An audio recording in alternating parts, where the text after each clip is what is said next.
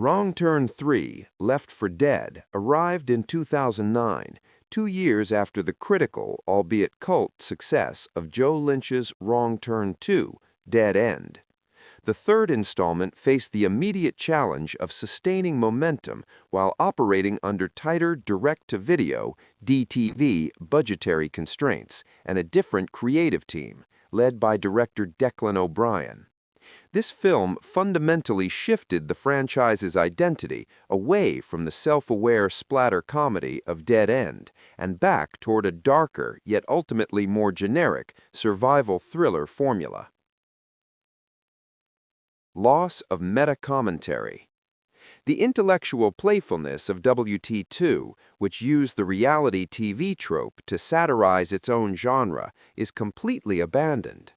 WT3 treats its premise with grim seriousness, but without the psychological weight of the original film. This loss of creative self-awareness contributed to the sequel's critical flattening.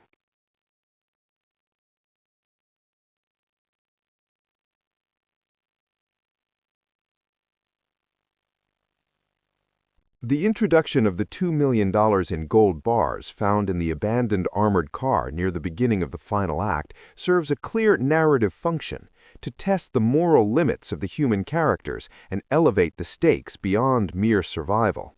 However, this element ultimately proves detrimental to the horror narrative. Greed versus survival.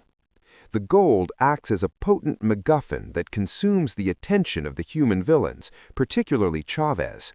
His decision-making becomes solely focused on the financial reward, transforming the climax into a chaotic heist sequence rather than a terrifying, desperate escape. This shift fundamentally undermines the primal fear evoked by the cannibals, as the human characters are more obsessed with currency than the immediate threat to their lives. The irony of riches. The film attempts a cynical piece of commentary that the avarice of modern humans, even convicts, makes them blind and ultimately easier to kill than their primitive ancestors. The focus on the gold reduces the severity of the cannibal menace. The human characters effectively walk into traps because their greed supersedes their survival instinct.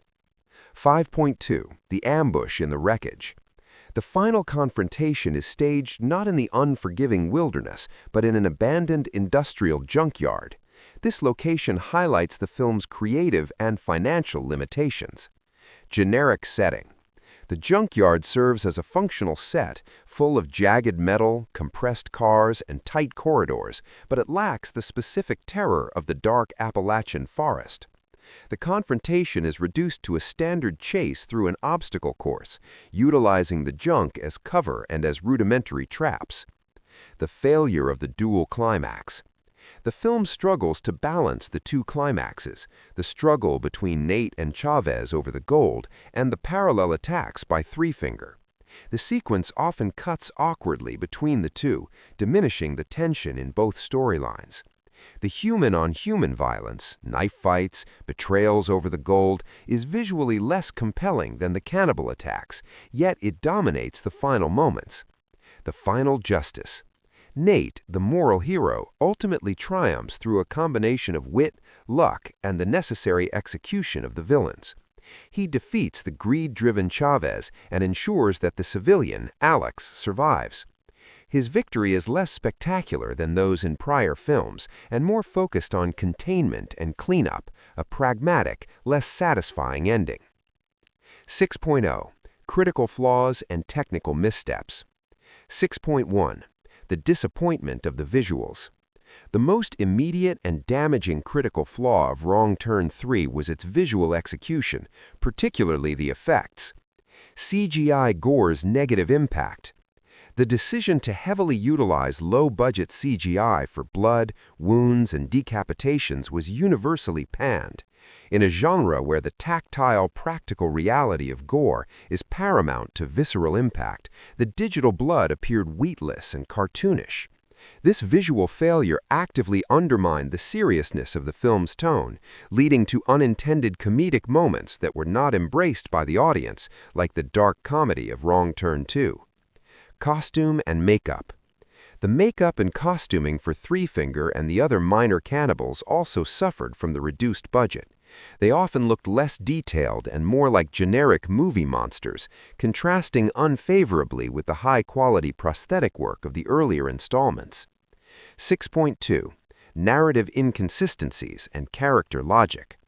The script for Wrong Turn 3 often sacrifices logic for expediency, leading to frustrating character decisions. Predictable vulnerabilities. The human characters consistently make errors common to generic slashers, splitting up, ignoring clear warning signs, being blinded by rage or greed. Cannibal inconsistency. Three Finger's powers are inconsistent. At times, he's a stealthy genius capable of complex traps. At others, he is easily outwitted or clumsily dispatched, a necessary fluctuation to serve the plot's demand for chaos and eventual heroism. This inconsistency weakens his terrifying reputation. 7.0. Legacy and the structural flaws aftermath. 7.1. The enduring reputation as the first misfire. Wrong Turn 3, Left for Dead is largely seen by fans and critics as the first creative misstep of the franchise. While commercially successful in the DTV market, it failed to deliver the quality or innovation expected after Dead End. The decline of the cannibal mythos. By failing to expand or even fully utilize the compelling family mythology established in the second film, WT3 reduced the cannibals to a simple, repetitive threat. This decision paved the way for the creative stagnation that plagued the subsequent sequels. The O'Brien template.